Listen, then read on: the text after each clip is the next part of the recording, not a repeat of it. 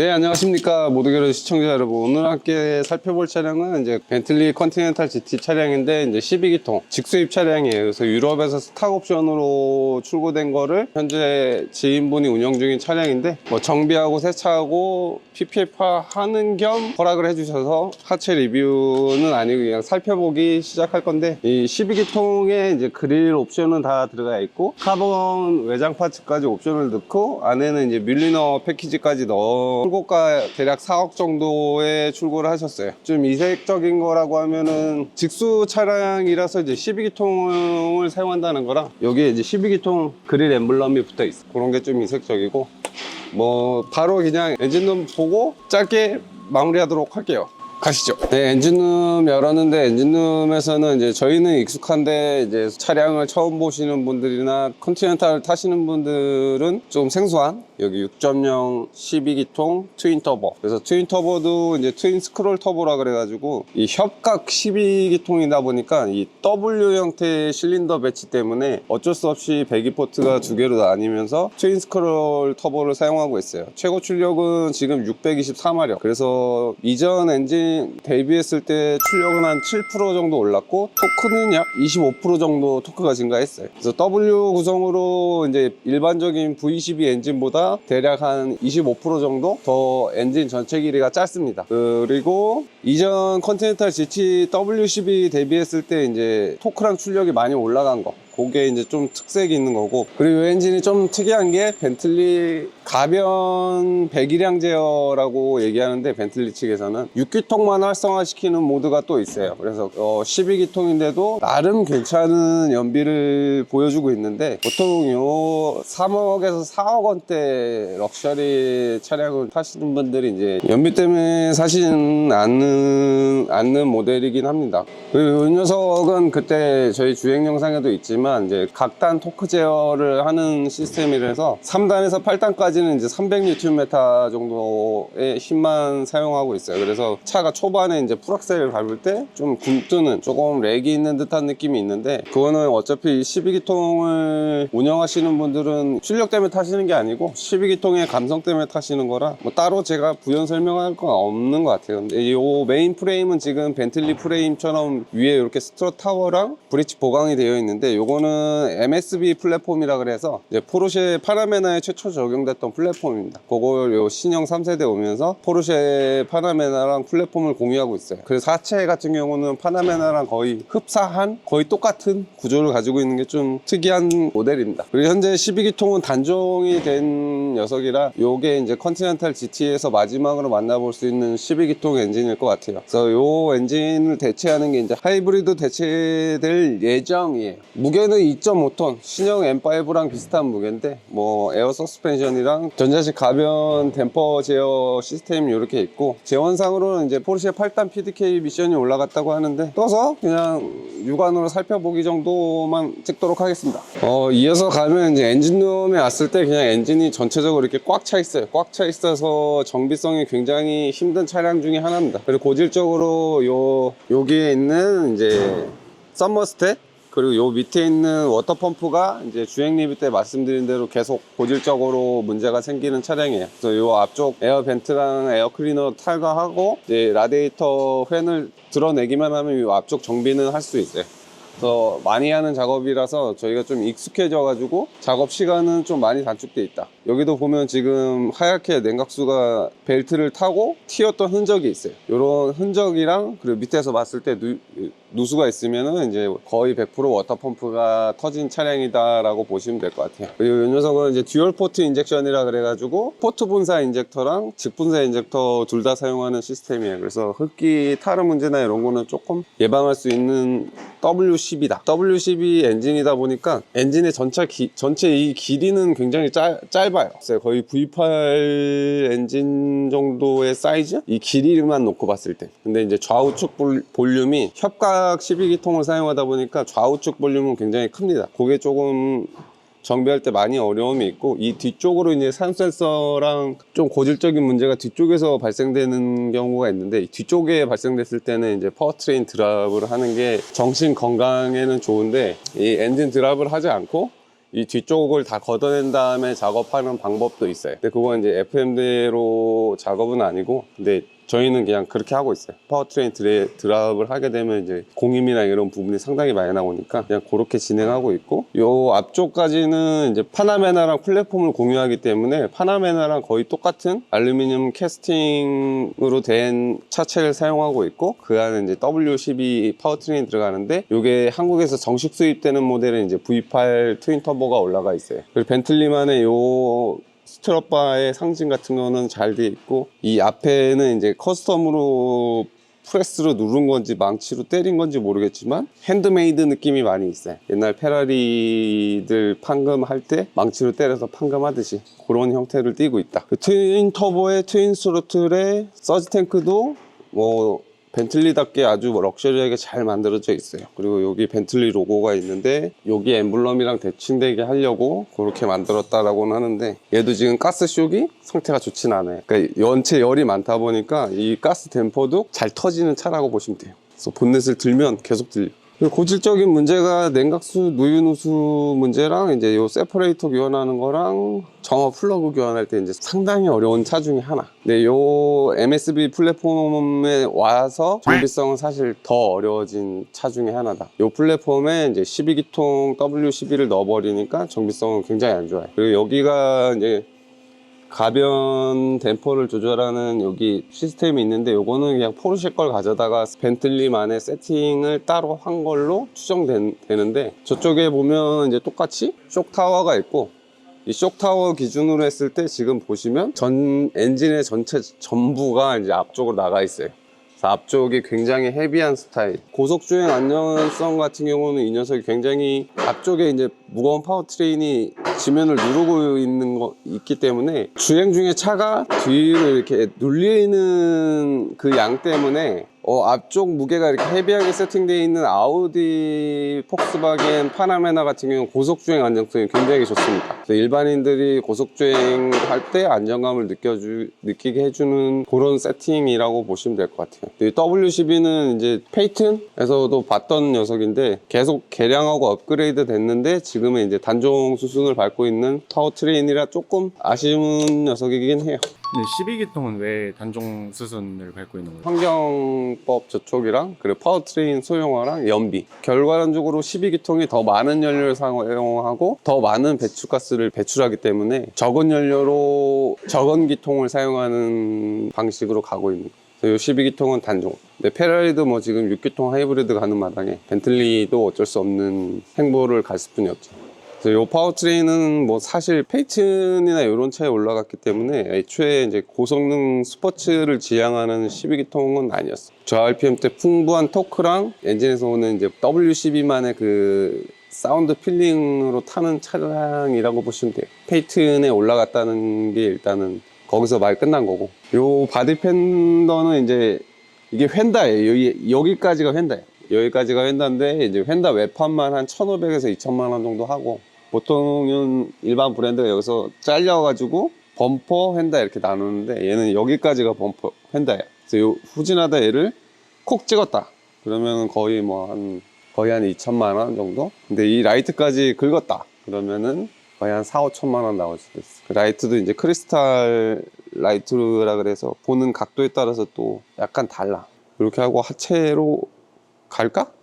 네, 이제 내려가기 전에 휠 타이어만 찍으려고 하는데, 앞 타이어가 275 35 22, 기본이 22인치 휠인데 이제 뮬리너 패키지를 넣으면 이렇게 투톤으로 바뀌어요. 이 카본 파츠가 정품입니다. 정품. 핏이 잘 맞아요. 카본 파츠라서. 근데 가격이 매우 사악하다. 저 카본 파츠 외장만 풀로 두른 게 아반떼 값 나올 거예요. 가격이 매우 사악한 거랑, 브레이크는 이게 아케보노 템핀지 모르겠지만 거의 428 이상. 그래서 지금 나오는 양산차 중에 브레이크 로터 사이즈는 가장 크게 사용하고 있고, 패드 면적도 가장 넓게 사용하고 있는 차량이에요. 고속 주행하다가 브레이크 제동을 강하게 좀 가져갔을 때 거의 그냥 배에서 닻을 내는 것 같이 이제 엄청난 감속도를 요구해 주는데, 그 이유를 살펴보면 앞에가 275에 22인치를 사용하다 보니까 타이어가 근본적으로 굉장히 큰 사이즈를 사용하기 때문에 제동을 가져갔을 때 이제 ABS 개입 없이 순수하게 차량 하드웨어인 브레이크 캘리퍼랑 디스크랑 타이어로 이 2.5톤이 되는 무게를 세울 수가 있는 거야. 뒤에는 또 315 사이즈의 타이어가 들어가 있기 때문에 고속주행에서 풀브레이크를 잡았을 때 이 제동력은 웬만한 롤스로이스보다 얘가 제동 거리나 이런 거는 훨씬 우수해. 단점이라고 하면 이 디스크가 한번 교환을 할 때 어마어마한 금액이 나온다는 거랑 캘리퍼랑 패드 면적이 너무 넓다 보니까 이렇게 깨끗하게 세차를 하고 집에 도착하면 이제 휠 분진이 꽉 차 있다. 그런 게 이제 단점이라고 볼 수 있어요. 여기서 볼 수 있는 건 이제 어퍼 위시본이 보이고 에어쇼크가 보여요. 그래서 에어쇼크는 에어 스프링도 계속 조절을 해가지고 차고나 뭐 주행 조건에 따라서 환경에 따라서 스프링을 풀어주고 조여주고 하면서 이제 약간 소프트한 성향으로 가는 이색적인 세팅이다 라고 보시면 될 것 같고, 이 앞쪽 에어 커튼이라고 하는 이 벤트는 진짜인데 이 뒤쪽 휀다 가니시에 있는 벤트는 가짜입니다. 요 12기통에 요 상징을 넣으려고 그릴 모양을 해놓은 것 같아요. 이렇게 하고 하체 고. 언더커버 뜯기 전에 하체 마감을 보려고 해요.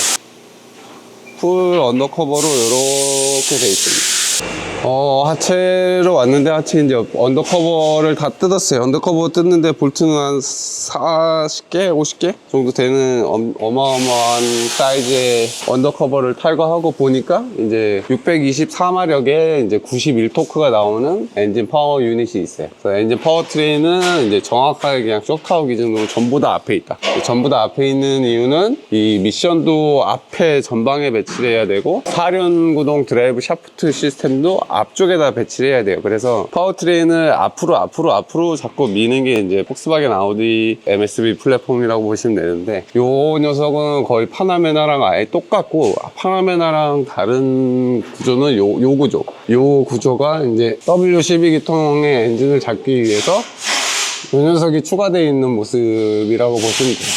전방 라디에이터는 이제 프론트 라디에이터의 길이 때문에 살짝 뒤로 눕혀놓고, 라디에이터 팬도 이제 그거에 맞춰서 눕혀져 있어요. 그래서 저 워터펌프를 작업을 하려면 라디에이터 팬을 제거를 해야 된다. 여기 보면 이제 냉각수가 흐른 자국이 있어요. 이제 이 차량은 그때 같듯이 이제 주행거리가 17,000 정도뿐이 주행을 안 한 차량의 상태였다. 보면 이제 냉각수가 다 흘렀던 자국이 있어요. 저 워터펌프를 제때 교환을 안 하면 이렇게 전체적으로 이제 냉각수가 비산되는 흔적을 볼 수가 있습니다. 그 다음에 벤틀리 같은 경우는 W12 트윈 스크롤 터보를 장착한 차량들 같은 경우는 엔진 오일을 교환할 때 이 인터쿨러 호스를 빼주는 게 좋아요. 가끔 이 꿀떡꿀떡 이렇게 뭔가 숨 쉬는 소리가 나거든요. 시동을 걸었을 때. 그때 요거 인터쿨러를 빼보면은 한 요쪽에서 1리터, 이쪽에서 1리터 정도의 오일이 나와요. 오일이 이제 터보 샤프트를 타고 흡기 임펠러 쪽으로 역류하는 현상이 있어요. 요것도 벤틀리 W12 트윈 터보 엔진이 약간 가지고 있는 고질 같은 느낌이 없잖아 있고, 뒤쪽으로 오면은 이제 이 로우암이랑 그리고 이 스테빌라이저 링크, 요 너클, 그리고 이 서스펜션을 자세히 보면은 요런 마크가 있어요. 요 삼각형의 요 형태. 여기 보면 이제 포르쉐 코드 넘버인 971이 찍혀 있어요. 그래서 요 하체는 그냥 파나메나 걸 가져다가 쓰신다라고 생각을 하시면 돼요. 그래서 요게 다 포르쉐 거예요. 포르쉐 거. 포르쉐. 그래서 하체는 그냥 파나메나랑 다르게 있다라고 보시면 되고, 냉각 덕트는 이렇게 큰 사이즈 한 뼘 이상의 볼륨으로 이제 전체적으로 디스크 로터 햇이랑 요 캘리퍼를 시키는 쪽으로 보내고 있어요. 좀 특이한 건 허브 베어링도 포르쉐, 너클도 포르쉐, 로우암도 포르쉐, 어퍼암도 포르쉐, 스테빌 링크도 포르쉐, 스테빌도 포르쉐, 웜기어도 포르쉐. 요 메인 프레임이라고 하는 요 프레임도 여기 보면 971이라고 써있고 포르쉐 마크가 있어요. 그래서 포르쉐 2세대까지는 이제 1세대 플랫폼을 벤틀리가 유지하면서 2세대를 만들었는데, 요 3세대는 그냥 하체는 포르쉐 이렇게 생각하시면 될 것 같고, 뒤에 오면은 ZF 습식 8단 DCT 미션이 장착되어 있는데 미션도 포르쉐, 엔진은 폭스바겐 페이튼 W12에 이제 포르쉐 하체에 포르쉐 미션에 배기도 포르쉐 이렇게 이해하시면은 조금 너무 억간가 이거는. 그래서 벤틀리에서 지향하고 세팅한 거는 이제 서스펜션 감쇄랑 차고랑 휠 타이어 정도라고 저는 생각을 하는데, 뭐 요거는 그냥 보여지는 대로 말씀드린 거니까 이렇게 하고 뒤로 갈까? 요 이제 디퍼런셜을 냉각하는 요 플라스틱은, 요 판은 이제 벤틀리라고 써있죠 이렇게. 그래서 요거는 영국에서 만들었는데, 디퍼런셜을 보면은 위에 바로 디퍼런셜은 포르쉐, 그리고 뒤에 로우암도 포르쉐, 뒤에 브레이크 덕트도 포르쉐, 그리고 뒤에도 하체는 포르쉐. 그래서 뒤에도 파나메나다. 하체 전반적인 메커니즘을 이루고 있는 거는 그냥 포르쉐, 다 포르쉐로 세팅되어 있기 때문에, 이걸 벤틀리 차량을 리뷰를 하면서 제가 하체 구성이나 이런 걸 이야기하기가 조금 그렇고, 지금도 차량의 입고가 많이 되고 있어서 작업 환경 여건상 빨리 찍고 마무리하도록 하겠습니다. 벤틀리 컨티넨탈 GT만에 가지고 있는 뭔가 지향점이라고 하면 275에 315 사이즈의 아주 과격한 휠 타이어 세팅이 되어 있다는 거랑, 뒤쪽 이제 스테빌라이저 링크는 굉장히 하드하게 잡고 있는 성향이라는 거. 뒤쪽을 되게 하드하게 잡아요. 앞쪽 스테빌 대비했을 때 이게 굵기로 자꾸 설명을 하면 안 되는데, 굵기로 굳이 설명을 해드리면은 이제 이 녀석 뒤쪽이 잡고 있는 스테빌라이저의 두께가 30mm입니다. 30mm 정도 사용을 하고 있고, 앞쪽 스테빌의 두께는 23mm를 사용하고 있어요. 일반적인 브랜드들은 앞쪽 스테빌을 하드하게 가져가고 뒤쪽 스테빌을 소프트하게 가져가는 게 보통이지만, 그러니까 포르쉐 세팅으로 된 차량들은 뒤쪽 스테빌이 굉장히 두꺼워져요. 뒤쪽 스테빌이 굉장히 두꺼워지는 좀 특이한 이색적인 부분이 있어요. 서브프레임도 포르쉐. 요 벤틀리 컨티넨탈 GT는 저희가 계속 입고되는 차량이라서 뭐 더 궁금한 게 있으면 추가 영상을 찍도록 할게요. 근데 제가 느낄 때는 하체는 다 그냥 포르쉐랑 다른 걸 찾아볼 수가 없기 때문에 이렇게만 마무리를 하려고 합니다. 근데 그냥 대략적으로 구조는 다 파나메나 구조를 가지고 있는데, 요거는 벤틀리를 설명하면서 제가 자꾸 파나메나 얘기를 할 것 같아서 다음에 그냥 파나메나랑 정확하게 보는 걸로 하고, 뒤쪽 언더커버도 이렇게 되어 있고 카본 옵션도 이렇게 잘 장착되어 있는 모습, 가변 플랫 머플러가 양쪽에 적용되어 있는 이색적인 차량인데, 이 배기 시스템은 제가 알기로 포르쉐. 그냥 포르쉐 차네요 사실상 하체나 메인 프레임은 포르쉐. 근데 이 디자인이나 안에 실내나 이 실내를 커스텀 메이드하고 외판을 만드는 게 이제 벤틀리지. 그래서 벤틀리에 대한 거를 차를 내려서 찍고 마무리하는 게 맞을 것 같아요. 네, 이렇게 포르쉐 벤틀리 컨티넨탈 GT 함께 살펴보셨는데, 포르쉐 파나메나 GT 컨티넨탈 GT 이런 느낌이야. 하체나 파워트레인을 구성하는 거랑 MSB 플랫폼에서 나온 거랑, 요즘 이제 플랫폼을 이야기할 때 언더바디 차체를 빼라는 분들도 계시는데, 언더바디 차체를 빼면은 어떤 플랫폼이라는 게 존재할 수 있을지 저는 사실 의문이고, 요런 모듈화되어 있는 엔진이 플랫폼인가 그러면? 많은 분들이, 그것도 인지도가 있는 분들이 그러니까 조금 저로서도 당황스럽긴 한데, 이 파워트레인 같은 경우는 그러면 P 시스템에 견주어서 설명을 드리면, 보쉬 MG1이라는 이슈를 사용하는데 듀얼 이슈에서 이슈가 두 개의 이슈로 장착되어져 있고, 초당 300만 회 이상의 연산이 가능한, 그러니까 뭐 거의 슈퍼컴퓨터의 코딱지만한 연산 능력이지만 초당 300만 회 신호를 받고 있고 1500가지 이상의 소프트웨어 설정이 가능하다라고 되어 있는 요 엔진이 이제 플랫폼인가. 이것도 이제 좀 아이러니하다. 그리고 제가 살펴본 요 컨티넨탈 GT 3세대는 완벽한 MSB 플랫폼의 이제 파나메나 플랫폼이랑 완전히 똑같아요. 그래서 제가 기대하고 있는 벤틀리의 옛날 아주르 같은 차량은 더 이상 만나볼 수 없을 것 같은 느낌인데, 이제 4세대가 곧 나오죠. 그 녀석은 이제 벤틀리의 상징과 같은 이 듀얼 라이트가 이제 합쳐집니다. 너무 타협해서 나가는 게 아닌가. 왜냐면 라이트를 두 개로 분리해서 제어하는 게 상당히 어렵다라고 해요. 그래서 요즘 다 라이트 하나로 뭉치는 이유도 따로 제어하는 게 더 힘들고 원가도 상승할 수 있는 요인이 되고, 특히나 이 벤틀리 같은 경우는 이 휀다 라인에 맞춰서 이 라이트를 다 360도 전면의 라이트 각을 다 맞춰야 돼요. 그런 단점 때문에 여기가 이렇게 제조도 힘들고 이런 단점이 있는 것 같은데, 그리고 무엇보다 벤틀리를 타면서 가장 느끼는 건 이제 하차감이죠. 하차감 거의. 근데 S쿱 대비했을 때 이 녀석이 그렇게 막 엄청 뛰어나거나 그러진 않지만, 옵션을 다 때려놓고 이렇게 직수입하게 되면 거의 4억 가까이 하는 이 차량을 제가 뭐 평가하기는 애매하지만, 제가 봐왔던 2세대랑 1세대의 벤틀리의 느낌은 거의 아예 없어졌어요. 완성된 MSB 플랫폼의 컨티넨탈 GT? 약간 그런 느낌이에요. 이 차량은 그렇게 살펴보고, 뭐 또 W12에 대한 궁금증이 있으면 댓글을 남겨주시면은 제가 벤틀리는 항상 있으니까 저희 그거에 대해서 공부해서 추가 촬영을 하는 거는 어렵지 않으니까 많은 댓글 남겨주시고, 그리고 뭐 제가 요 하체 리뷰나 이런 게 좀 너무 정적이고 좀 계속 반복되는 느낌이라 좀 지쳐요. 그래서 뭐 여러분들이 원하시는 뭔가 다른 컨텐츠가 있거나 이러면 많은 아이디어 주시면 그 반영해서 제가 그쪽 컨텐츠도 찍어보도록 하겠습니다. 이상 시청해주셔서 감사합니다.